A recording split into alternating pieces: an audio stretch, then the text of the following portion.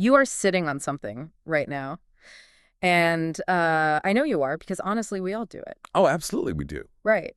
Picture that, that book idea that has been half written for literally 3 years. It's just currently living in a desktop folder called Drafts. Oh, the dreaded drafts Yeah, folder. exactly. Or maybe it's a business concept that you have mapped out on a whiteboard somewhere, and it's color-coded and intensely overthought into just total exhaustion. Yeah, you've completely drained yourself before even starting. Right. Or, I mean, let's keep it really simple. Maybe it is just a difficult text message, like a boundary you need to set with a family member. Oh, wow, yes. The text And message. you've rehearsed it in the shower so many times it has literally lost its pulse. I mean, the words are just dead in your mouth because you have practiced them way too much. Mm-hmm. And it is sitting in the dark entirely because it isn't, perfect yet. It is such a heavy feeling, carrying that around. And it's funny you bring up that feeling of rehearsing and waiting because, well, I was literally just having a moment with this in my own morning today. Wait, really? Just this morning? Yeah, I literally today Yeah. was sitting at my kitchen table and I realized I was waiting for the exact, perfect moment to start my day. Oh, I know that game. Right. I wanted my coffee to cool to the exact right temperature. I wanted the lighting in the room to be just right. I wanted to feel a specific, I don't know, a burst of unbridled motivation before I even honored my laptop. And let me guess, the motivation never magically arrived. Exactly. And suddenly I realized I had been sitting there for 20 minutes doing absolutely nothing, just waiting for conditions to be flawless. Yeah, that's like this forced pause we put on our own lives. I do the exact same thing. It is so easy to fall into that trap of waiting for the stars to align. Hmm. And from the outside, like when we do this with our work or our creative projects, it looks so respectable, doesn't it? It really does. It looks like you're just being a professional. Right? It wears this really great disguise. It looks like you just have incredibly high standards. It looks like you are disciplined and care deeply about your craft. Yeah. But let's be honest about how it actually feels in your body when you hold on to that draft or that text message or that project. Feels awful. It feels like hesitation. It feels like a heavy, anxious second guessing.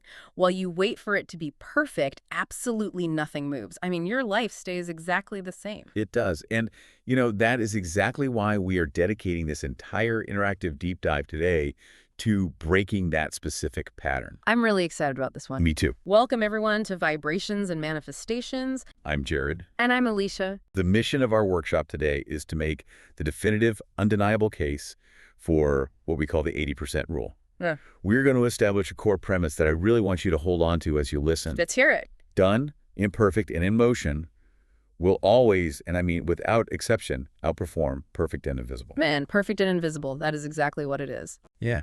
And for you listening right now, especially if you are just beginning your journey into self-growth and manifestation, I want you to know you are in a safe space here. Absolutely. You do not have to be flawless to be here, and you definitely do not have to be flawless to start moving forward in your own life. I love that we are setting that intention right up front, but I do want to push back right away on this cultural narrative we have built around perfectionism. Go for it.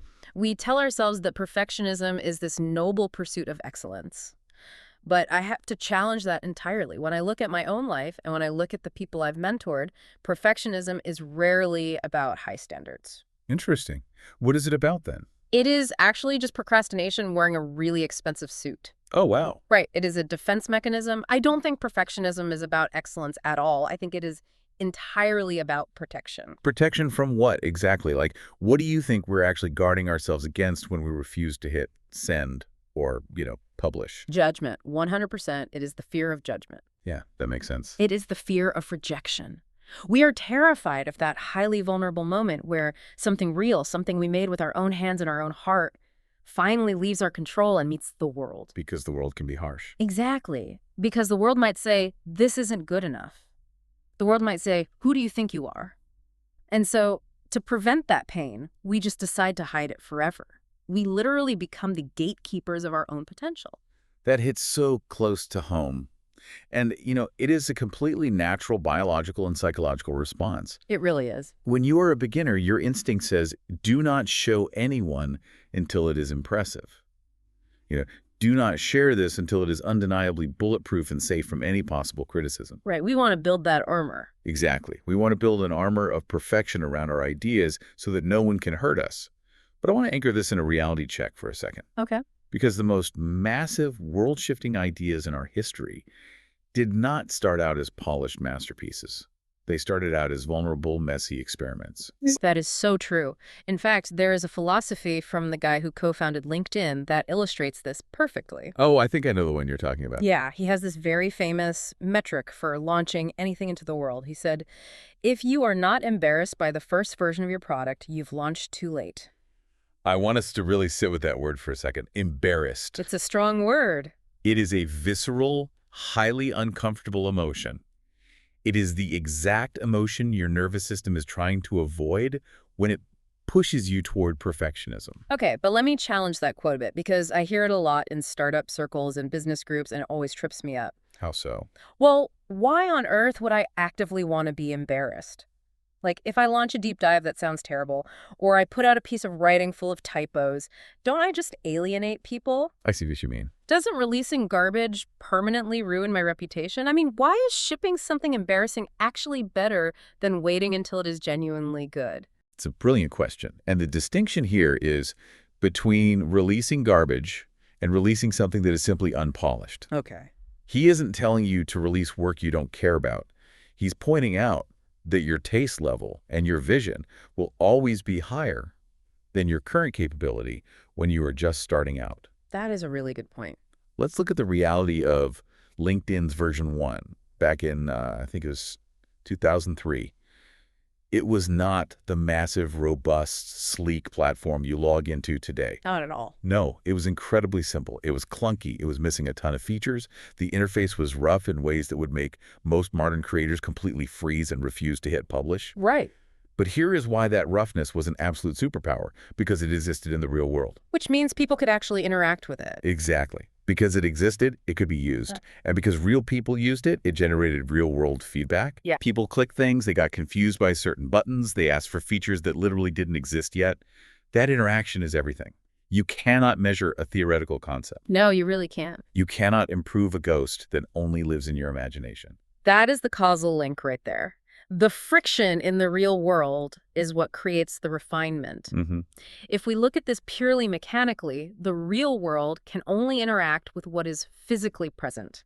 If your idea lives entirely inside your head, it has zero surface area. I love that phrase, zero surface area. Right. It can't catch the wind. It can't be bumped into. It just remains a phantom. And if we look at it through the lens of manifestation, the energy dynamics are absolutely identical. Oh, tell me more about that. Well, the universe, your community, your future clients, they can only respond to the energy you actually put out. When an idea is kept in your mind, the energy is stagnant. It is entirely trapped. Wow. Yeah. The second you bring it into the physical realm, even in a messy, incomplete 80% state, it becomes magnetic. It has a frequency now. Exactly. It starts attracting feedback. It attracts collaborators. It attracts the exact resources you need to make version 2 better. The history of great ideas is not a history of perfect beginnings. It is a history of highly visible, highly courageous first versions. Visible first versions. That is a profound reframe. Yeah.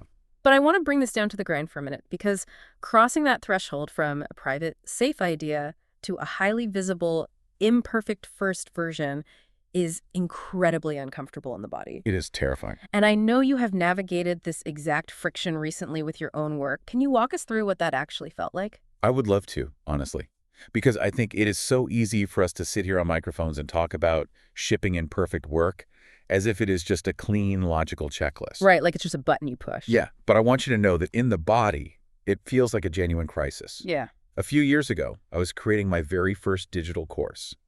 It was a subject I knew inside and out, something I was deeply passionate about. And I poured my absolute soul into the curriculum. The content was solid. Yeah. But I held it back on my computer for almost 8 months. Wait, 8 months after the actual educational content was completely finished? Yes. 8 full months of agonizing over it. Wow. Because the vision in my head of what this course should look like, you know, the cinematic lighting, the flawless PDF workbook design, the perfect radio quality vocal delivery, it did not match the reality of what I was physically capable of producing by myself at my kitchen table. Of course, the gap between taste and skill. Exactly. And the gap between my high-end vision and my realistic capability was so somatically uncomfortable. What was actually happening in your body during those 8 months of waiting, like physically? My chest would get tight just looking at the files on my desktop. Really? Yeah. My breathing would instantly get shallow. I felt this intense, low-grade dread constantly humming in the background of my life. Just from an unfinished project. Just from that. And to avoid that feeling, I just endlessly tweaked the materials. I mean, I changed the font in the workbook probably 14 different times. Oh my gosh. 14 times. No, it's ridiculous. I re-recorded a 20-minute audio module because I stumbled over a single word at minute 14. Wow. But all of that refining, all of that so-called polishing, it was a complete lie. Mhm. It was a mask for my absolute terror of being judged. You were protecting yourself. Totally. Yeah. I was terrified someone would pay for the course, look at my kitchen table lighting and think, amateur. That resonates so deeply. I mean, it is never about the font. No, never. It is about building a wall so high that criticism can't climb over it. So how did you finally break out of that loop? Because 8 months is a massive amount of energetic weight to carry. What actually made you push the button? I wish I could tell you it was this glorious moment of soaring confidence and self-belief. You just woke up feeling brave. I didn't wake up feeling brave at all. I woke up feeling exhausted. Oh, wow. I was just profoundly bone-deep tired of carrying the weight of this unfinished thing. The turning point wasn't courage. It was sheer exhaustion with waiting. That makes so much sense. I realized that the pain of keeping it hidden, the stagnation of my own energy, was finally heavier than my fear of being judged.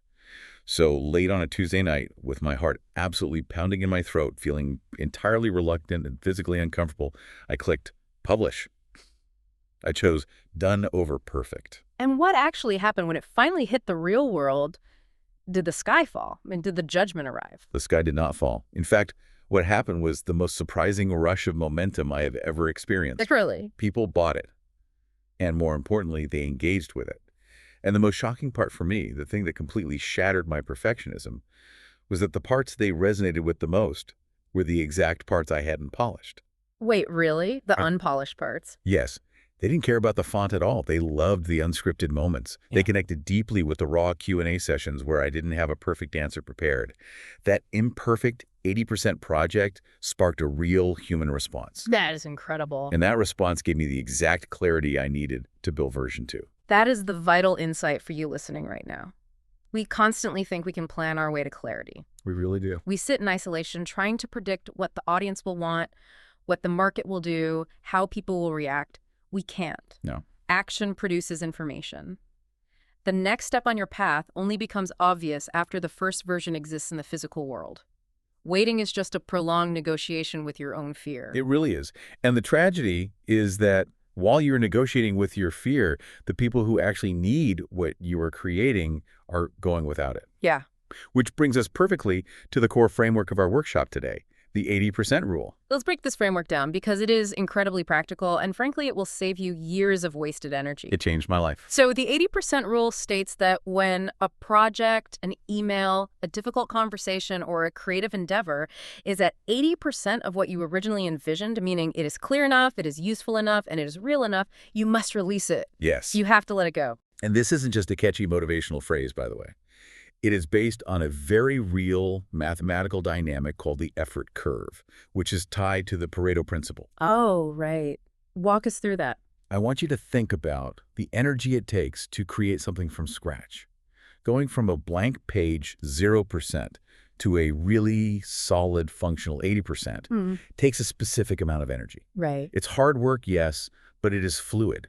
You are laying the foundation, building the walls, getting the structure up. But trying to push that project from 80% to 100% perfect, Oh, man. that last 20% takes a massive, completely disproportionate amount of energy. It is the law of diminishing returns in action. Let's really explain the mechanics of this because it blew my mind when I finally understood it. It's staggering. Right. Getting to 80% might take you 20 hours of work. But finding the perfect adjectives, adjusting the color grading by 2%, rewriting the introduction for the 9th time to get it to 100%, that can take another 80 hours. Easily. It takes exponential effort for fractional, almost invisible gains. Invisible is the key word there. The tragic part of perfectionism is that the return on that final 20% of energy is almost entirely invisible to your audience. Wow, that's so true. If you are writing a weekly newsletter to help people, Your audience does not know that you spent 4 extra hours debating whether to use the word transformation or evolution. I have no idea. They don't see the drafts you deleted. They only know if the email arrived in their inbox and if the core message helped them feel less alone. We sacrifice our forward momentum, we drain our vitality for a final 20% that only our own ego can see. But wait, how do I actually know when I am at 80%? Because when you are in the weeds of a project, everything feels essential. How do you distinguish between 80% and 100%? Well, you know you're at 80% when the core utility of the thing is functional. Okay, core utility. Does the chapter tell the story? Does the business plan convey the model? Does the text message clearly state the boundary? If the core function is present, you are at 80%. Everything else is aesthetics. Everything else is just the perfectionism loop. Let's deconstruct that loop because I know you listening right now have been caught in this exact cycle. I want to map it out so you can recognize the trap in your own nervous system before it swallows your week. It always starts innocently enough. Oh, what's this? You set a standard in your mind, you do the work, you create the first draft, and then you step back and look at it. You immediately notice a gap between what you made and the golden standard in your head. So what do? You refine it, you tweak it. Which seems perfectly logical and responsible. Right? Exactly. It feels like doing good work. But here is where the trap snaps shut. Because you have just spent another 3 days intensely looking at this project, your taste level and your standard actually elevate. Yes. You have learned more about the topic just by working on it. No. So now you look at your revised draft and you notice a new gap, a gap that wasn't there 3 days ago, and you refine it again. And because human imagination has absolutely no ceiling, your finish line just keeps moving further away. It never ends. No, you are playing a game that is mathematically designed to be unwinnable. You can never win the game of perfection. You can only exit the game by actively choosing to ship the work. I want to offer a deeper reframe here because this specific pivot shifted my entire worldview on perfectionism. I love this one. It's a bit of a spiritual pivot, but it is deeply grounding. When you hold something back because you don't think it is perfect yet, you are actually making a decision for other people. Yes, this is so profoundly important for beginners to hear. You are arrogantly deciding on behalf of the world that your imperfect work isn't worth their time. Wow. You are gatekeeping your own gifts.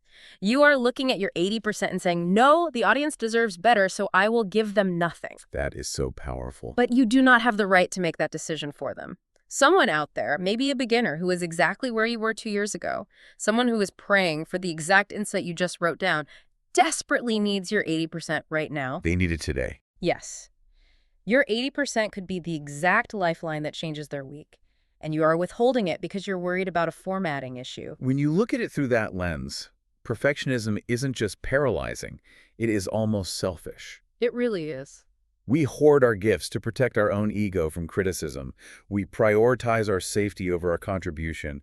And, moving away from the philosophical cost of waiting, we really have to look at the very real biological and energetic costs. Oh, yes. Because your body literally keeps a score of all your unfinished business. It really does. There is a fascinating piece of psychological science here regarding the open loop that explains why holding on to work makes you so exhausted. I love this story. Back in 1927, there was a psychologist named Bluma Zeigarnik. She was sitting in a busy restaurant in Vienna. Okay. She was observing the waiters, and she noticed something incredible about human memory. These waiters could remember massive, complex orders for tables of 12 people without writing a single thing down. Wow, just keeping it all in their heads. Right. They could remember who had the steak, who had the soup, who wanted extra butter. But the absolute second the bill was paid and the transaction was finished, the waiters completely forgot what the people had eaten. The memory completely vanished from their minds. It is what we now call the Zeigarnik effect. Exactly. She proved through a series of experiments that unfinished tasks stay cognitively active in the brain. But I want to explain the mechanics of how this works, because it isn't just a metaphor. Yeah, break that down for us. When you leave a project unfinished, your prefrontal cortex is constantly checking the status of that open loop. It is firing neurons, which consumes literal glucose in your brain. Physical energy. Yes. Unfinished tasks act like background applications running silently on your smartphone, draining your battery while the screen is off. They consume massive amounts of mental bandwidth. So that project you keep refining on your desktop, that boundary conversation you keep putting off with your friend, it's literally exhausting your nervous system. You might wonder why you feel physically tired at 3 p.m. when you haven't done any hard physical labor. It is because you have 6 massive, unfinished loops running in your cognitive background. It is stealing your biological energy. It's wild when you think about it like that. Closing the loop by releasing the project, sending the email, having the conversation, even if you do it imperfectly, terminates that background process. It literally returns biological energy to your body. And once you have that energy back and you are operating in the real world, you can actually begin to achieve true mastery. If we look at the research on deliberate practice, the studies behind the famous 10,000 hours concept, they found something that completely disrupts the perfectionist mindset. Growth and mastery do not happen in isolation. They absolutely do not happen through extended private preparation. Right. Research shows that growth accelerates almost exclusively through real-world feedback loops. Let me use an analogy here. Imagine you want to become a master tennis player. You cannot become a master by sitting in a locked room, reading books about the physics of a tennis swing, and practicing your swing in the mirror for 5 years. Oh, you'd be terrible when you finally played. Exactly. At some point, you have to go out onto the court and hit the ball against a real opponent. You have to see how they return it. You have to feel the wind. You have to slip on the clay. Yeah. You adjust your swing based on the friction of reality. Perfecting your work in private is like practicing tennis in a locked room. That makes perfect sense. And if we layer that scientific reality with the spiritual mechanics of manifestation, it creates a really beautiful, holistic picture of how we are meant to create. How so? Think about the core teachings of folks like Neville Goddard or Abraham Hicks. A fundamental principle of manifestation is that creation is energy, and energy is inherently meant to move. Right. It's meant to flow. It wants to flow through you, not stop with you. How does that apply to the 80% rule in a practical way? It applies. Because when you hold back work that is functionally ready work, that is at 80%, you are building an energetic dam in your own system. Wow. You are blocking the river of your own creativity. You are telling the universe, I cannot handle any new ideas because I'm still obsessing over this old one. That is so true. We cap our own potential. But the moment you release it, even with all its flaws, even if it feels terrifying, you break the dam. You create a void. And the universe loves a void. Yes, it does. That empty space you create by releasing your 80% is the exact space where your next great idea, your next wave of inspiration is allowed to enter. Done is how great gets to arrive. You have to empty the vessel to receive the next drop. That is exactly it. Done is how great gets to arrive. But, because our brains are so hardwired to hold on to these unfinished tasks, and because our nervous systems get so profoundly dysregulated by the idea of being judged, we cannot just think our way out of this trap. No, we need structure. Exactly. We need practical, low-stakes frameworks to actually force completion. We need scaffolding. So we are going to move into the interactive portion of this deep dive workshop. We are going to guide you through 4 real-time tools to break the perfectionism loop right now. Let's start with tool 1, the 80% checkpoint. This is about establishing boundaries for your own effort. Okay. I want you to think about the specific project or conversation you are currently stuck on. Bring it to mind. Now, mentally or on a piece of paper, if you are somewhere where you can divide the elements of this project into 2 strict categories, the must-haves and the nice-to-haves. How do we define the difference for someone who feels like literally everything is a must-have? Great clarification, because that is a real feeling. The must-haves are the bare minimum requirements for this thing to function and deliver value to the end user. Value, got it. Right. The nice-to-haves are the stylistic flourishes, the extra bonuses, the perfect formatting, the clever transitions. The rule of the checkpoint is this. Once your non-negotiable must-haves are met, it ships. Period. Let's make that totally concrete for you listening. Let's say you are launching a podcast. The must-haves are a microphone, a relatively quiet room, and something valuable to say. That's it. Right. The nice-to-haves are custom-composed theme music, a professionally designed logo from an expensive agency, and a highly produced voiceover introduction. You can launch with the must-haves. You should launch with the must-haves. Exactly, you should, because the nice-to-haves are often just procrastination disguised as preparation. Exactly. Once it hits the must-haves, you move it out of your space. Ugh. Which brings us to tool 2, the embarrassment test. Oh, this one is tough. It is. This tool requires radical, unflinching self-honesty. When you find yourself tweaking a project for the 5th time or rereading an email for the 10th time before sending, I want you to pause, put your hands on your desk, and ask yourself aloud, Is this genuinely unfinished, or am I just afraid? And how do they know the answer? Because I know my brain will always say it's unfinished. You don't listen to the brain. You listen to the body's response. When you ask that question, tune into your somatic signals. Does your chest tighten? Does your stomach drop? Does your jaw clench? The body never lies. Never. If the underlying emotion driving your revision is a fear of judgment, that fear is your literal, biological signal that it is time to release it. Fear in this context means it is ready. It means you care about it, and it means it has an edge. Release it while you are still a little embarrassed. That takes us to tool 3, which is what I call version thinking. This is the cognitive shift where we drop the pressure entirely. So needed. I want you to permanently remove the word final from your vocabulary. Nothing you ever create, no conversation you ever have is final. Everything is just version 1. I love this concept. It takes so much weight off your shoulders. It really does, because version 1 exists for one solitary, beautiful purpose: to be improved by version 2. When you realize that you are just releasing a prototype into the world, the paralyzing weight of perfectionism just evaporates.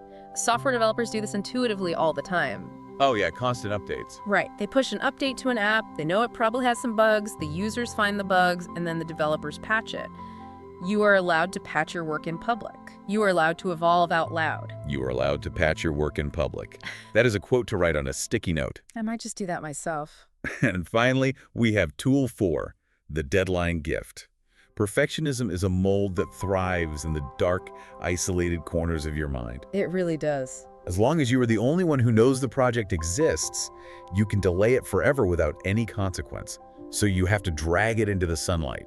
You must create external accountability. How do you suggest they do that today? Pick a date right now. Pick up your phone, open your text messages, find someone you deeply trust, a friend, a mentor, a partner, and text them this exact sentence. I am sending you the draft of my first chapter by Friday at 5 p.m. Oh, that makes it real. Or, I am launching my website on Tuesday morning. By making the deadline external, you take the control away from your perfectionism. You force yourself to close the open loop because someone else is waiting for it. Now, I know that as we walk through these 4 tools, especially if you are a beginner to this kind of self-growth, your internal resistance is going to flare up. Of course it is. The static in your mind is going to get very loud, throwing up every excuse in the book to keep you safe in your comfort zone. So before we close, let's run a quick manifestation debug mode. We're going to name and clear out the 3 biggest limiting beliefs that are trying to stop you right now. Belief number 1 is always the loudest. If I release this and it is not perfect, people will judge me. I will be exposed. The classic fear. Here is the grounded reality you need to absorb. People are entirely too busy with their own messy, complicated, overwhelming lives to obsess over your imperfections. Truly. They aren't thinking about you nearly as much as you think they are. Exactly. They're not scanning your 80% work with a magnifying glass looking for flaws. Right. What they actually notice and what they actually deeply respect is consistency and courage. Showing up builds trust with your audience. Hiding your work builds absolutely nothing. Belief number 2 is the ego's absolute favorite trick. I just have higher standards than other people. That's why I can't release it. Oh, the high standards defense. Let's be very clear about the difference here. High standards are what create great, impactful work over a long period of time through multiple iterations. Perfectionism prevents any work from ever seeing the light of day. Huge difference. They are not the same thing. Ah. High standards embrace the messy process of iteration. Perfectionism demands instantaneous, impossible flawlessness. And belief number 3, the most common excuse of all, it's just not ready. I hear this one constantly. We hear this from clients all the time. But listen closely to this. Ready is a feeling. It is an emotional state. It is not an objective finish line. Wow, that is profound. And perfectionism is a systemic defense mechanism specifically designed to block you from ever experiencing that feeling of readiness. You will never, ever feel completely ready to do something vulnerable. Never. So, we need to swap out the filter you are using. Stop asking the impossible question, is it ready? Instead, ask 3 grounded questions. Is it useful? Is it honest? Is it real? I love those metrics. If the answer to those 3 questions is yes, then it is ready to go. Let's move from intellectually understanding all of these concepts to actually feeling them integrate in your body. We're going to slow the pacing way down here. Yeah, let's take a breath. We're going to move into a brief, somatic, embodied practice wherever you are listening right now. If you are driving, please keep your eyes on the road, but just listen to the prompts. Yeah. If you are sitting somewhere safe, I want you to find a comfortable seat. Let your shoulders drop away from your ears. Unclench your jaw. Take a slow, deep breath in through your nose, filling your stomach, and let it out with a soft, audible sigh. I am going to ask you 3 questions. Do not overthink the answers. Do not judge what comes up. Just let the answers float naturally to the surface of your mind. Just listen. What is the one thing you are holding back right now? Let that surface. Why has it not been released? What is the specific fear keeping it locked away? Feel into that fear without judging it. And who out there might already need it, exactly as it is right now? Who is waiting for you? I want you to really linger on that last question. Someone is waiting for the exact frequency of your imperfect work. Your 80% is the answer to their current problem.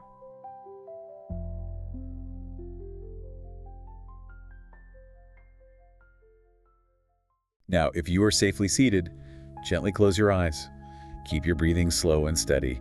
Bring that withheld project, that unsent message, that half-built idea to the front of your mind. See it clearly in your mind's eye. Look at it without a single ounce of judgment. Just look at it. See the rough edges. See the parts you wish were better. Acknowledge those imperfections and love them anyway, because they are proof of your effort. They really are. Now imagine holding this project physically in your hands. Feel the heavy weight of it. Notice how tired your arms are from carrying it for so long. And as you take your next long exhale, imagine physically releasing it. Watch it lift out of your hands and move outward into the world. Just let it go. Watch it travel until it reaches the exact person who needed this exact imperfect version. Watch their face soften with relief as they receive it. That's a beautiful image. Notice what is happening in your own body right now. Notice the newfound space in your chest. Notice the profound relief washing over your nervous system as that open loop closes. Notice the dropping of tension in your back and your shoulders. This space, this incredible lightness you are feeling right now, this is not a trick of the mind. This space is real, and it is waiting for you on the very next second after you choose done. Take one more deep, grounding breath and gently bring your awareness back to the room. Welcome back. Let's recap the journey we've taken together in this workshop today. Perfectionism is not a reflection of your worth, and it is not a metric of your standards. It is simply a behavioral pattern, a defense mechanism that locks away your best contributions. It's just a pattern. The 80% rule is the circuit breaker for that pattern. Remember that done is not the opposite of great. It is the starting line for great. To anchor this in your physical life, we have 3 low-stakes action items for you to complete this week. We want you to build momentum immediately. Let's do it. Number 1, pick one small thing you've been overthinking. Do not pick your life's magnum opus. Pick an email, social media post, or a small creative draft. Just one. Keep it simple. Number 2, run it through the 80% checkpoint today. Take a piece of paper, separate the must-haves from nice-to-haves, and confirm that the core utility is there. Number 3, tell one person you're releasing it this week to make it real. Create that external deadline gift. Send the text message. We want to see what happens to your energy and your creativity when you step into that momentum. You are going to be shocked by how much lighter you feel. And before we close our time together, I want to gently tease our next interactive deep dive. We are going to be exploring the hidden force that shapes your behavior more than willpower, more than motivation, and more than discipline ever could. Oh, this is going to be a good one. We're going to talk about your physical and digital environment. Once you see how your literal spaces dictate your habits and your manifestation capacity, you will never look at a cluttered desk or a crowded phone screen the same way again. I am so looking forward to unpacking that. But to close our session today, I want to leave you with one final thought to carry with you through the rest of your week. Listen closely. Somewhere inside you, right now, is a piece of messy, imperfect magic that the world desperately needs. The world doesn't need it to be flawless. It doesn't need it to be polished to a pristine shine. It just needs it to exist, given the chance to breathe. Thank you so much for joining us for this deep dive on vibrations and manifestations. We'll see you next time.